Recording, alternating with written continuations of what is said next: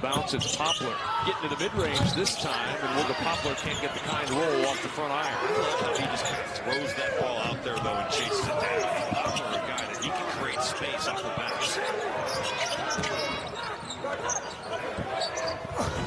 Nice move by Bangot Dak. Trouble, and sometimes you can find your way out of it, or sometimes where you just have to come down and eat it for a turnover. Bobby Hummel for youth coaches in America. I jumped the pass. Dak's three is good. Launches and hits the three. That's not an easy shot. You're going up against Dak right there, who's got great legs, and again, he gets away. Big time move by Wilga Poplar. Good pass by Malone.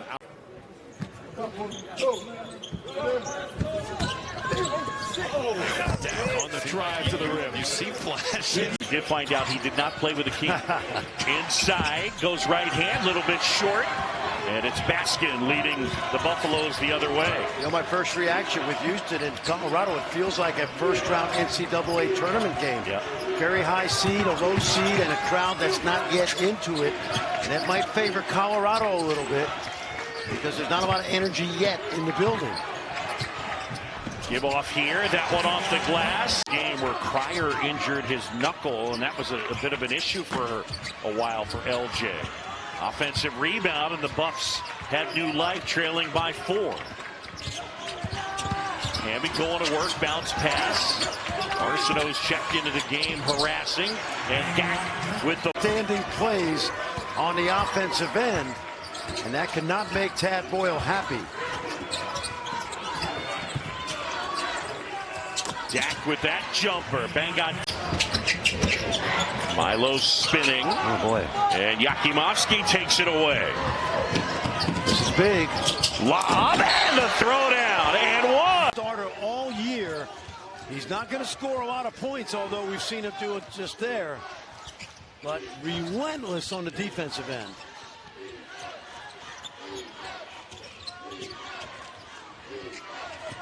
Dak here, he'll try a three and hit. So this really turns into a big possession here for the Buffaloes.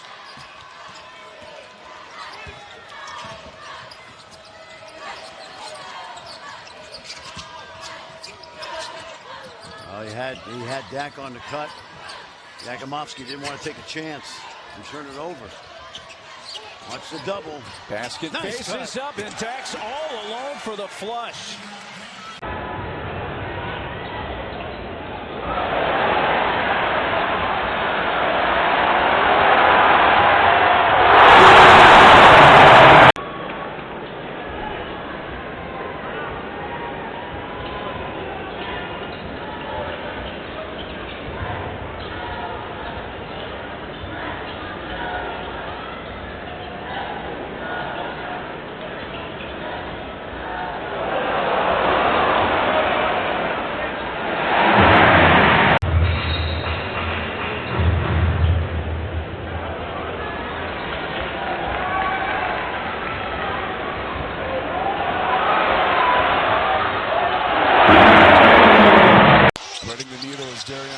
Here's Federico finds the freshman Christian Anderson.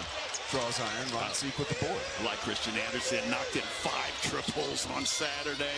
You know, I just think Federico 2 times. He's got to look to be more aggressive. He got that ball 8 feet from the basket. Go up with it.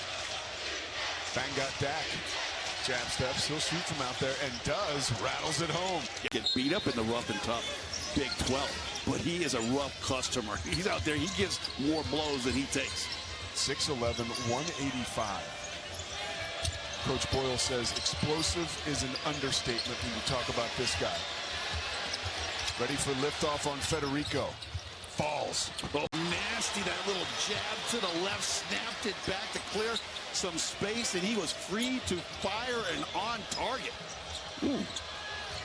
Hard to teach that. Oh, a message to Felix Casares. That is way more about Elijah Hawkins than you. Bangot Dak. And pressure Texas Tech, let them get nothing inside, and except for McMillan's shot, which was turned away. Colorado has made 4 of their last 4 field goals. They have got to score here. And Bangot Dak floats guys like JT Toppin, maybe guys that view themselves as underdogs. On this level, it's all about the motor, right? You just don't see that motor cool off at all. No, and that's the kind of player a coaching staff loves to have on a squad. Dak goes back and attacks the rack. Tonight, which is a low-scoring total for him, who averages about 13. Max Jones saved it in the right to Ronchik, and here comes Jakimovsky. Well, Doug McDaniel now 6 out of his last 28 from the floor, so he's got to play better than that. They get it to Dak down low, who lays it in. Jakimovsky missed him initially. So Dak stays in there playing with the 2. Off the catch in the quick 3 and missed by Hassan. He did his first 2 in the first half.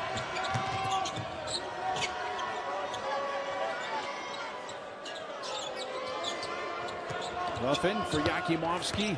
Onyinso got a hand on it, but now it's a Dak 3. Good swish for Bangot. And they were playing a little volleyball down low there. Again, another great play by Coach Tang and his staff. It's a screen, rescreen.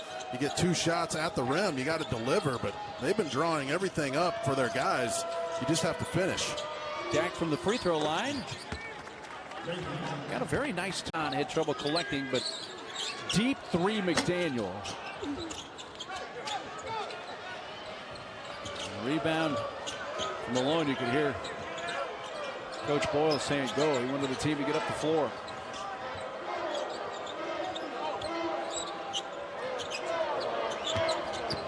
Jakimovsky. Dak spinning with the left hand scores. Dickinson going to work over the left shoulder to start the score. You love what Kansas is doing right out of the gate. The ball moved around from side to side, and that's where they had a major advantage with Hunter Dickinson down low. He had 19 points and 9 rebounds in that first matchup. See the starters for Colorado, who has won 2 of its last 3. The only 2 wins in Big 12 play for Tad Boyle's team. Here's the leading scorer, Julian Hammond, who's had a lot on his plate. And now R.J. Smith, the second game back into the starting lineup. Bangot Dak, the 6'11" sophomore on the face-up, banks it in. Advantage of that down low on the block against a guy like Dak, who he outweighs by 35 pounds. Kansas extended a little token pressure after the made free throw. And Colorado goes to work, down by 4 in the first 2 minutes. Coming off a win against Baylor here on Saturday. Game they nearly gave away down the stretch, but able to close it out and grab another win after the first league win of the year came against UCF. Dak going to work, pivoting on Dickinson. He gets the tough shot to go on the base. Hunter Dickinson was telling us today at shoot-around how big that dominant performance was Saturday against Oklahoma State. He said it was something that they just needed. Great feed from Hammond to